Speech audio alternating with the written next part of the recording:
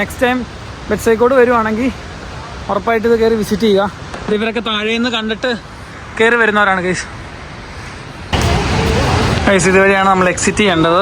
ഇതിൻ്റെ അതിങ്ങനെ കയറി ഫിറ്റ് ആവണം. എന്നിട്ട് ഇങ്ങനെ ഇതുവഴി പുറത്തിറങ്ങി കഴിഞ്ഞാൽ പിന്നെ അകത്ത് പോകാൻ പറ്റത്തില്ല ഗൈസ്. ഗൈസ് നമ്മളിപ്പോൾ നിൽക്കുന്നത് ബെറ്റ്സൈക്കോയിഡിൻ്റെ ടൗണിലാണ് ഗൈസ്. ഇവിടെ പാർക്ക് ചെയ്യാം. പാർക്ക് ചെയ്യുന്നതിൻ്റെ ഓപ്പോസിറ്റ് തന്നെ നമുക്കൊരു റിവർ ഉണ്ട് ഗൈസ്.